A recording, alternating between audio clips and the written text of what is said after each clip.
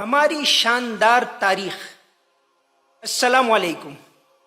میں آپ کے سامنے بھارت کی شاندار تاریخ اور اس کی ترقی میں، اس کے وکاس میں جو مسلمانوں کا یوگدان رہا ہے، کردار رہا ہے، اس کے بارے میں بات کرنے والا ہوں۔ اور آج کا ہمارا ٹاپک ہے بھارت کی قدیم مسجدیں، یعنی بھارت کی سب سے پرانی مسجدیں جو اس ملک کی یادگار مسجدیں ہیں، اس کے بارے میں بتانے جا رہا ہوں۔ ابھی ASI یعنی آرکیولوجیکل سروے آف انڈیا کی رپورٹ آئی، جو دا پرنٹ میگزین، جس کے ایڈیٹر ہیں جانے مانے صحافی شیکھر گپتا۔ اس کے اندر انہوں نے یہ بات پیش کی، ASI کی تمام اخباروں میں یہ بات آئی کہ بھارت کا جو سب سے زیادہ ریونیو دینے والے مونیومنٹ ہیں، یعنی جو یادگار عمارتیں ہیں، اس میں ٹاپ 5 وہ عمارتیں ہیں جو مسلمانوں نے بنائی ہیں۔ بھارت کا پچھلے سال کا جو پورا مونیومنٹس کا ریونیو ہے، یعنی جو آمدنی ہے، وہ 272 کروڑ ہیں۔ پورے بھارت کے تمام سینٹرل گورنمنٹ کے مونیومنٹ یعنی یادگار عمارتوں کی کل آمدنی 272 کروڑ ہیں۔ اس میں سے جو ٹاپ 5 عمارتوں نے بھارت کو 146 کروڑ روپے دیے، اس میں پہلے نمبر پر ہے تاج محل، دوسرے نمبر پر ہے آگرہ کا قلعہ جو اکبر نے بنایا تھا، تیسرے نمبر پر ہے دہلی کا قطب مینار، چوتھے نمبر پر ہے آگرہ کا فتح پور سکری، اور 5ویں نمبر پر ہے دہلی کا لال قلعہ۔ کل جو آمدنی 272 کروڑ روپے ہوئے، اس میں سے 146 کروڑ یعنی تقریباً 60% آمدنی ان 5 عمارتوں سے حاصل ہوئی۔ تو یہ ہماری شاندار تاریخ ہے، ہمارا ورثہ ہے، نہ صرف مسلمانوں کا، یہ بھارت کے تمام لوگوں کا ورثہ ہے، یہ بھارت کے تمام لوگوں کا سمردھ اتہاس ہے۔ تو میں آپ کے سامنے بات کرنے جا رہا ہوں بھارت کی پراچین مسجدوں کے بارے میں۔ بھارت کی سب سے پراچین مسجد کیرالہ کے کوڈنگلور شہر کے اندر ہے چیرامن ملک مسجد۔ یہ مسجد حضرت محمد صلی اللہ علیہ وسلم کے زمانے میں ہی عیسوی سن 629 میں بنی۔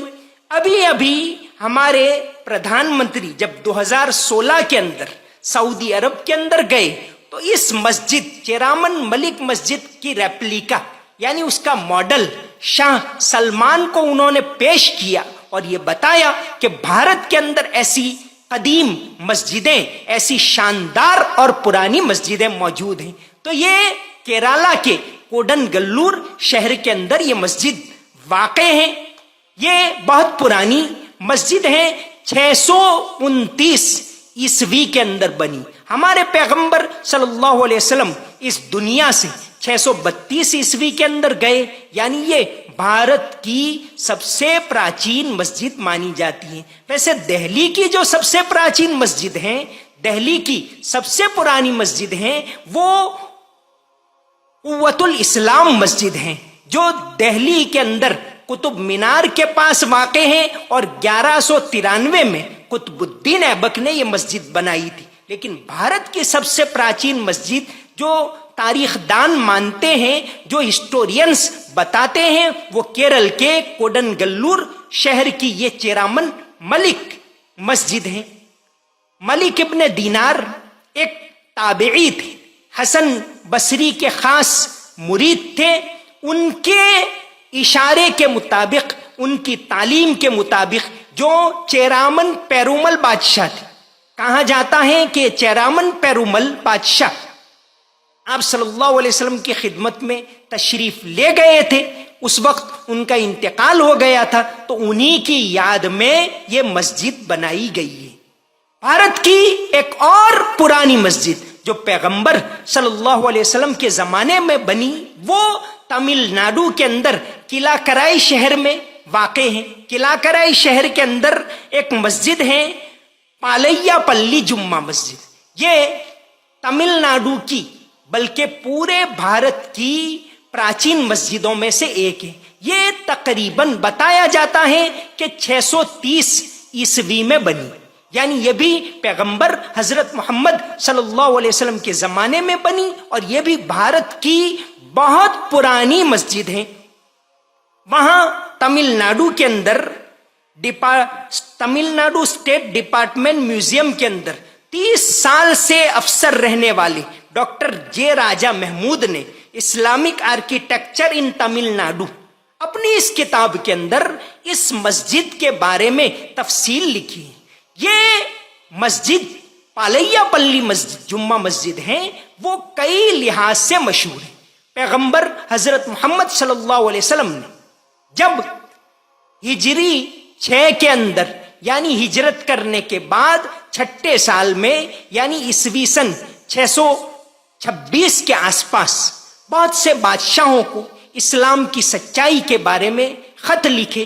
اس میں ایک خط اس زمانے کی جو سپر پاور حکومت پرشین ایمپائر اس کے بادشاہ کو لکھا، اور یہ ایک صحابی پیغمبر علیہ السلام کے ساتھی تھے عبداللہ ابن حذافہ، ان کے ہاتھوں یہ خط بھیجا۔ یمن کے گورنر بازان ابن ساسان کے ہاتھوں یہ رومن ایمپائر کے بادشاہ کو یہ خط بھیجا۔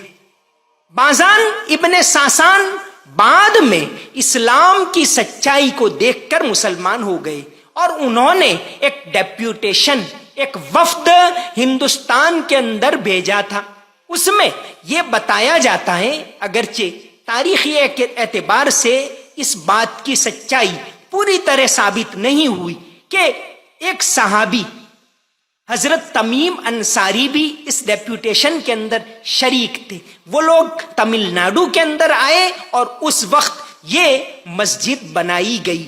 آج بھی یہ تمل ناڈو کے اندر قلعہ کرائی شہر کی یہ مسجد موجود ہے۔ قلعہ کرائی ایک مسلم بہومتی والا شہر ہے، مسلم اکثریتی شہر ہے۔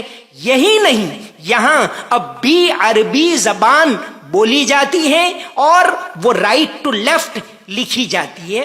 وہاں عربی اور تمل کے مشرن کے ساتھ ایک زبان بولی جاتی ہے۔ یہ لوگ آج بھی عربی زبان سے بہت قریب ہیں۔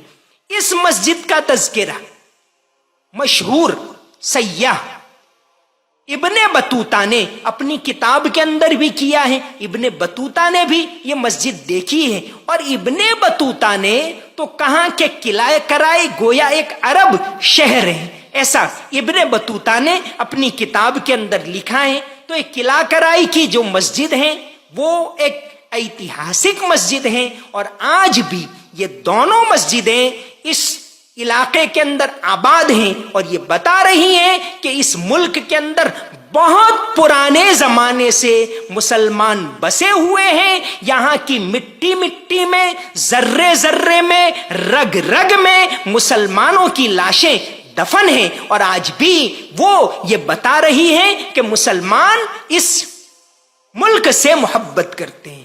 ایک اور دلچسپ بات، بھارت کی ایک اور بہت پرانی مسجد ہمارے گجرات کے اندر ہی گوگا شہر میں واقع ہے۔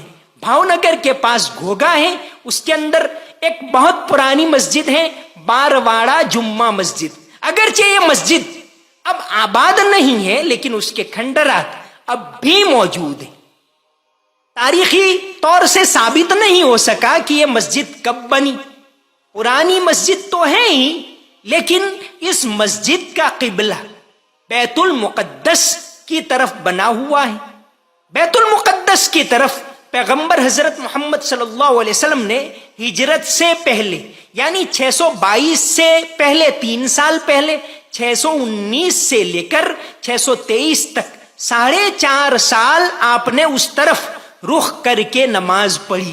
اس کا مطلب یہ ہو سکتا ہے کہ اگر یہ مسجد پرانی ہے تو یہ 622 یا اس سے پہلے بنی ہوئی ہے۔ اگر کوئی ایتہاسک طور سے یہ بات ثابت ہو جائے تو پھر ماننا پڑے گا کہ ہندوستان کی سب سے پرانی مسجد گجرات کے گھوگا شہر کے اندر موجود ہے۔ اس مسجد کے کھنڈرات آج بھی وہاں موجود ہیں، اور گجرات ودیا پیٹھ کے جو پروفیسر محبوب دیسائی انہوں نے اس مسجد کی تاریخ، اس کی تفصیل اپنے بلاگ کے اوپر بھی لکھی ہے، اور یہ اخبار کے اندر ان کا جو کالم آتا ہے راہ روشن، اس کے اندر بھی انہوں نے اس مسجد کی تاریخ لکھی تھی۔ کیرالہ کی جو کوڈنگلور کی مسجد ہے وہ تو بننے کے بعد کئی مرتبہ دوبارہ بنی، اسی طرح تمل ناڈو کی جو کلاکرائی کی مسجد ہے وہ بھی کئی مرتبہ بنی۔ اس لحاظ سے دیکھا جائے تو دنیا کی سب سے پراچین جو اب بھی موجود ہے کعبۃ اللہ ہے، وہ تو پراچین ہے ہی۔ دنیا کی سب سے پرانی اسلامی مسجد اگر ابھی بھی اپنی اصلی حالت پر موجود ہے تو وہ گوگا کی بارواڑا مسجد، چونکہ باہر سے لوگ آ کے بسے ہوئے تھے، بارواڑا یعنی گجراتی میں باہر کے لوگ ایسا کہا جاتا ہے، اس لیے اس مسجد کا نام ہی بارواڑا مسجد ہو گیا، اور آج بھی اس کے کھنڈرات موجود ہیں۔ تو بھارت کے اندر ایسی بہت سی پراچین پرانی مسجدیں ہیں، قدیم مسجدیں ہیں۔ یہ مسجدیں گواہی دیتی ہیں کہ اس ملک کے اندر اسلام بہت پہلے سے ہیں، وہ تاجروں کے ذریعے آیا، صوفیوں کے ذریعے آیا، محبت کا پیغام لے کر آیا، مانوتا اور پریم کا پیغام لے کر آیا، اور آج بھی ملک کے ذرے ذرے کے اندر یہ مسلمانوں کی قربانیاں چھپی ہوئی ہیں۔ آرکیٹیکچر کے اندر مسلمانوں نے جو بے مثال رول اس ملک کے اندر ادا کیا، جس نے پوری دنیا کو ہندوستان کی شاندار تاریخ کی پہچان کروائی، تو یہ ہماری ایک شاندار تاریخ ہے۔ اس کے بارے میں میر تقی میر کا یہی شعر کہا جا سکتا ہے، پتا پتا بوٹا بوٹا حال ہمارا جانے ہیں، پتا پتا بوٹا بوٹا حال ہمارا جانے ہیں، جانے نہ جانے گل ہی نہ جانے باغ تو سارا جانے ہیں۔ انشاءاللہ آگے اور تاریخی باتیں لے کر اس سیریز کے اندر ہم ہمارا شاندار اتہاس اس سیریز کے اندر ہم آئیں گے۔ خدا حافظ۔ حال